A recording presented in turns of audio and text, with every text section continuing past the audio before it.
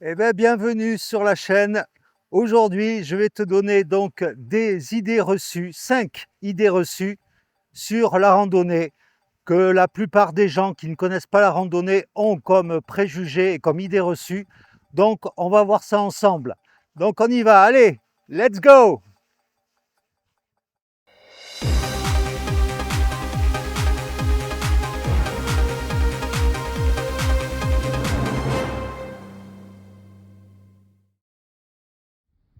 Ah, ces idées reçues sur la randonnée.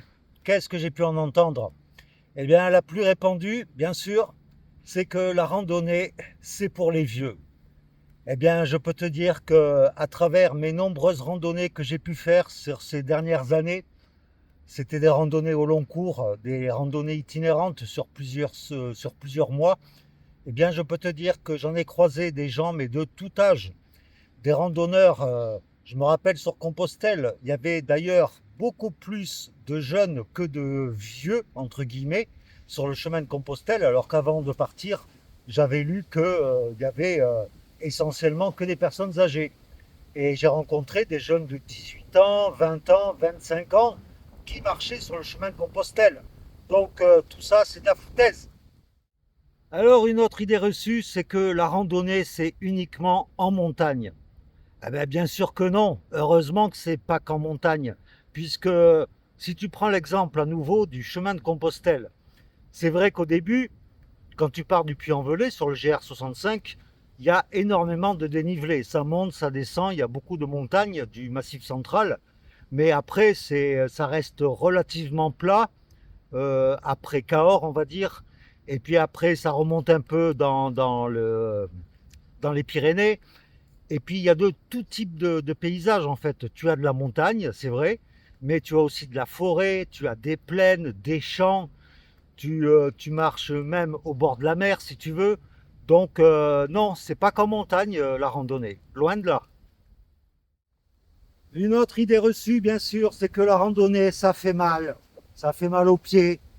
Eh bien, je peux te dire que si au départ tu prends des bonnes chaussures, que tu t'habitues à marcher avec avant de partir pendant plusieurs jours ou plusieurs semaines, je peux te dire que les pieds vont se faire à tes chaussures et que tu n'auras pas mal aux pieds. Après, je peux comprendre qu'il y ait des personnes qui soient plus ou moins sensibles aux ampoules. Mais si tu marches à ton rythme, si tu te forces pas, si tu cours pas quand tu fais la randonnée, d'ailleurs, ça sert à rien de courir. Une randonnée, c'est prendre son temps, justement. Donc, si tu profites et que tu prends ton temps, tu n'auras pas mal aux pieds. Et puis, d'un autre côté, quand j'entends que ça fait mal, il faut savoir que la randonnée est excellent pour la santé. Ça améliore ton rythme cardiaque, ça améliore ta circulation sanguine, ça renforce tes muscles, ça renforce ta colonne vertébrale. Enfin, il y a plein de bienfaits. Il n'y a que des bienfaits d'ailleurs à marcher, ne serait-ce qu'une heure par jour. C'est, c'est fantastique, quoi.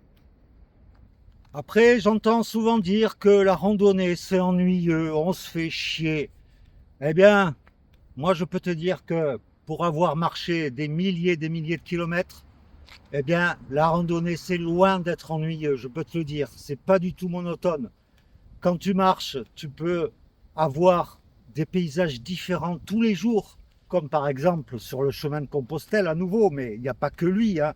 J'ai fait la Via Francigena, j'ai fait Shikoku au Japon, et je peux te dire que les paysages, dès que tu vas monter un peu, que tu arrives en haut de la montagne, je peux te dire que les paysages sont époustouflants. Et puis d'un autre côté, c'est pas ennuyeux parce que quand tu marches comme ça, surtout sur Compostelle, parce qu'il y a beaucoup plus de monde, eh bien tu vas faire beaucoup de rencontres.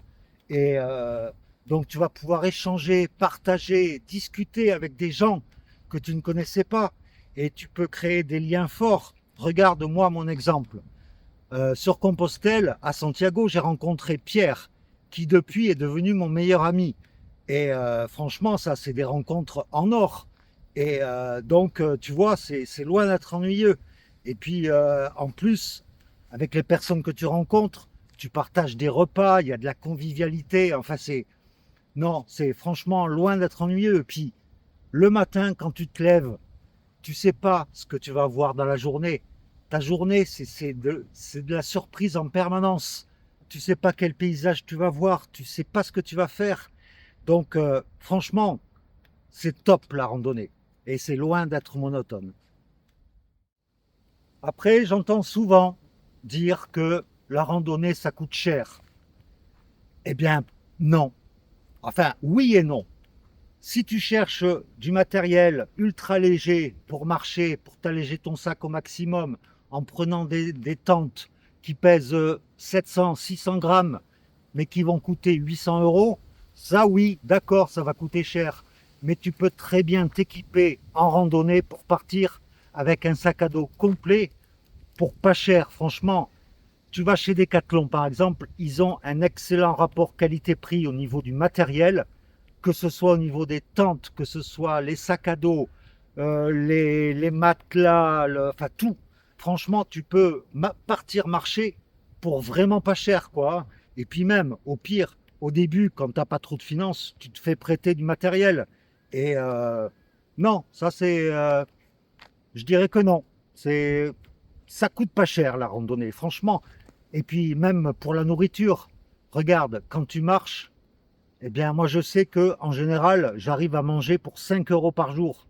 5 euros par jour. T'imagines, ça te revient à 150 euros par mois. C'est que dalle, quoi.